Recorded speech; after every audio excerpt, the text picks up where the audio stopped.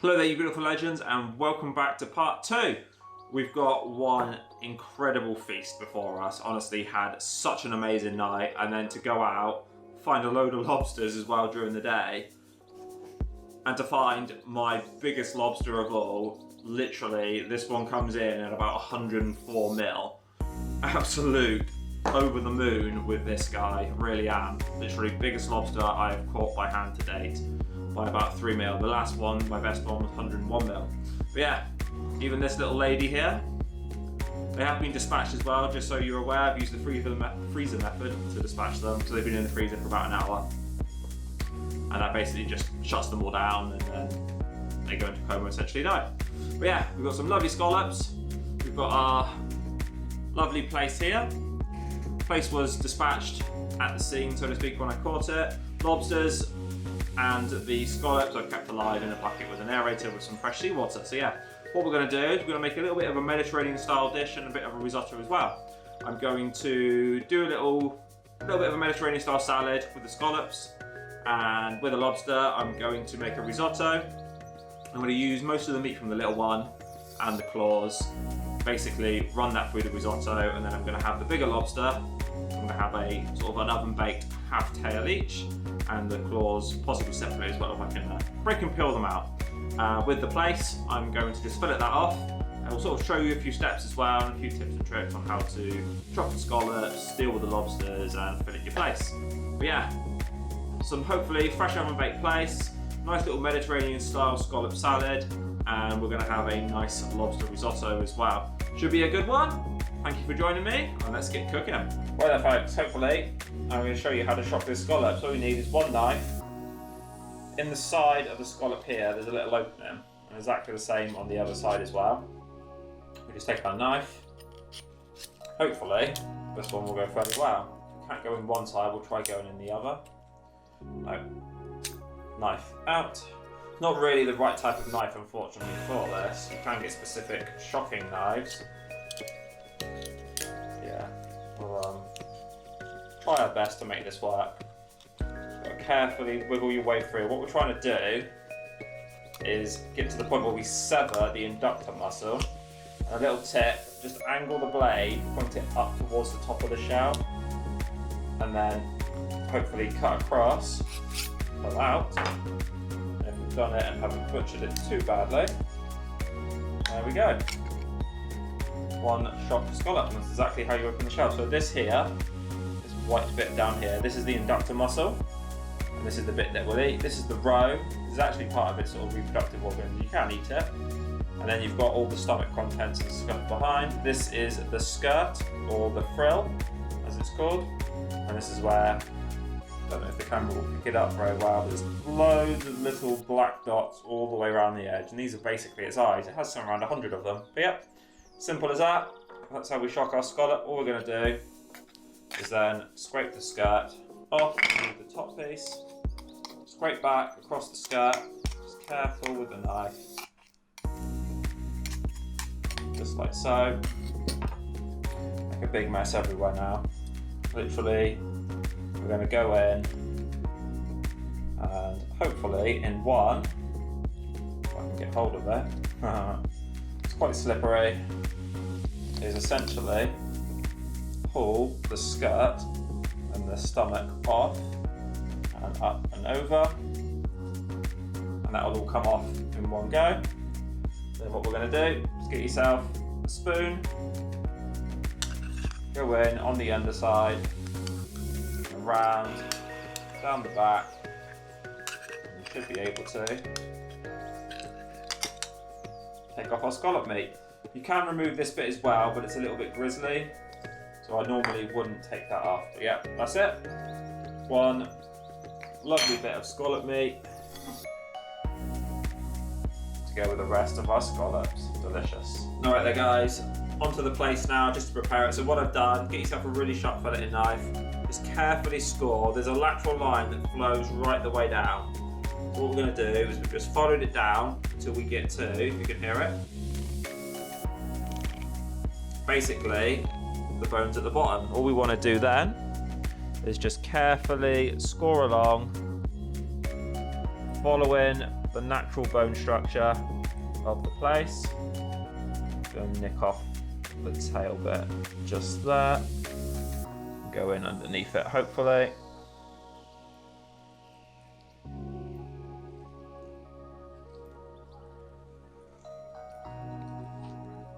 Hopefully without butchering it too much. And yeah, all we're going to do then is just again follow it along, follow that bone structure along and down until we remove our fillet. Right, there's our 2 fillets from the other side. What we want to do on there is flip it over because you can get 2 more bits out of here. We're just going to follow this line down and do exactly the same. Cut in and follow the natural bone structure. If I can flip it back over a sec. Fairly clean, could have done a little bit of a better job around here. Missed a little bit of meat there. But yeah, that's pretty much where the spine is that runs down there. But yeah, not too bad of a job. Could be a little bit better. But yeah, just gonna run the knife down, score it down, and do exactly the same. Take the fillet off here, take the fillet off here. Right, well there's the scallops done as you saw.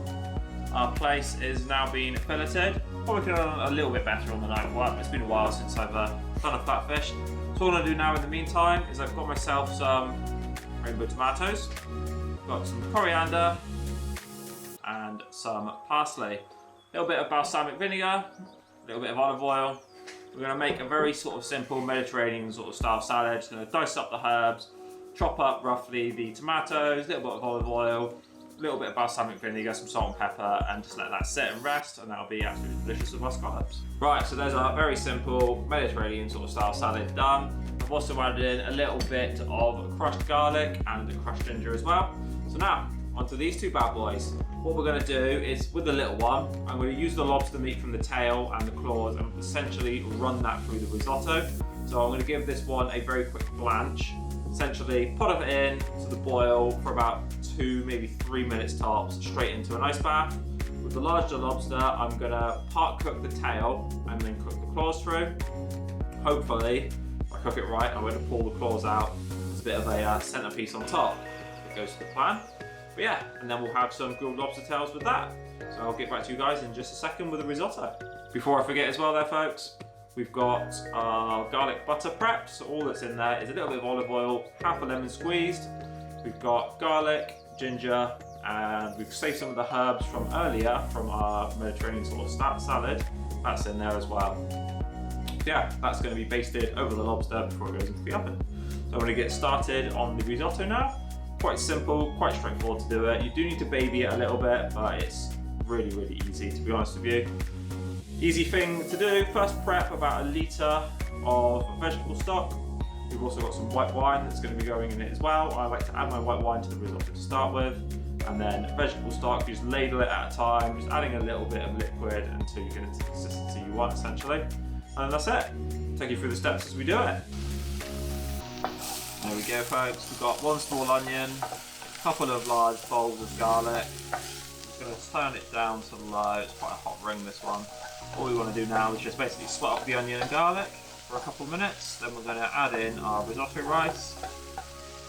Don't want to brown the onion and garlic too much. Also got the pan ready for the Plaice in just a second as well. Take about 20 minutes to do the risotto, so hopefully in about 10 minutes time we've got the Plaice in the oven, lobster tails in the oven, and it'll all come together. Right there folks, so when it comes to doing your risotto, what you want to do is add in somewhere around about a ladle at a time. Just literally allow the risotto then on about a medium-high heat to absorb that liquid, and then add another one and just keep going from there. It's literally as simple as that. A lot of people find risottos are really hard to cook. They're really, really easy to make. It just takes a bit of time and effort, and you literally have to, unfortunately, stand next to it and baby it for about 20 minutes or so, depending on how much you're making. But yeah, it's easy enough to do. It just takes a little bit of time. All right there folks, well we've got about 3.5 minutes left, so I'm going to go through this now. Just remember to make sure you season your risotto as well, so all the liquid is added in. All the liquid from the stock has been added in now.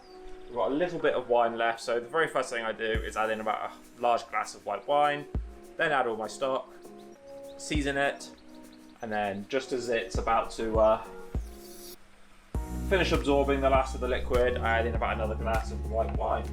Also, for the scallops, make sure you have a really, really hot pan that's on at the moment. And what you want to do is only cook them for about 30 seconds on each side. That's literally all they take. Any longer than that, and they're going to start to turn to rubber and ruin. Again, don't forget to season your scallops, salt and pepper on each side. Once the olive oil is up to temp, I'm going to add in a bit of butter as well, and just give it a little bit of base in that. Very simple, straightforward. And I will catch you guys in a second for the plate up. Oh folks, there we go. Scallops are done. Our summer style Mediterranean salad. Be nice and fresh. Put that on there. Save that little bit for later. Just grab the lobster tail. Put that on there as well. Yum, yum, yum. Ooh, finger looking good. Right, let me go plate up the risotto. Well folks, thanks for joining me.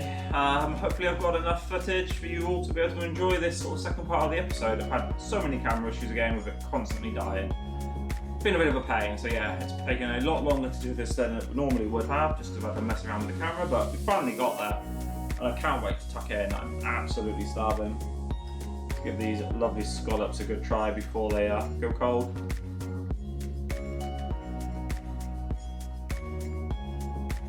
Literally just absolutely melts in your mouth.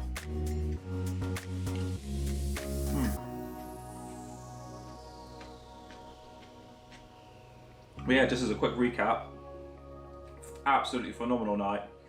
I've never come across so many scallops in one evening. 8 keepable ones, which is a new record for me, plus probably over 20, at least over 20 small ones, ranging from about this size to about that sort of size. Too small to keep, so they all went back. But yeah, decided rather than doing a cook up, I would go out for the day. It was a beautiful day, big tide, see what we can find, and a couple of amazing sized lobsters, a couple of other ones as well. But yeah, catch the biggest lobster I have ever come across. Just literally personal bests all over. Moving on to the Plaice side of things as well, has the biggest flatfish I have ever caught and the biggest Plaice I've ever caught. So yeah, 2 personal bests for me, so let's give them a try. It's been ages since I've had Plaice. Talking probably close to 5+ years. It's quite interesting because the fish is a really delicate fish. But yeah, definitely not something you want to overcook. Let's give it a little pinch of that lemon. Oh yes, almost forgot about that. We'll get to you, Mr. Lobster, in a minute. Fresh and lemony. Let's try this risotto. First time I've added this much lobster to one.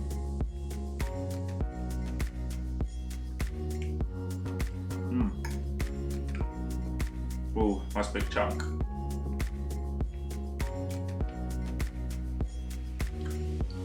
Oh, that lobster is cooked perfectly through as well. If there's one thing you don't want to do with lobster and scallops is overcook them at all. They literally just turn to rubber, so part cooking it for about 2 minutes just to basically, the reason I did that is to loosen the meat from the shell. If you don't, it's a nightmare to try and get the meat off. So that sort of couple minutes into an ice bath, just enough to loosen the meat off to make it a lot easier to get out essentially. And then all I did at the end of the risotto, I allowed the white wine to simmer down to about half from what I put in.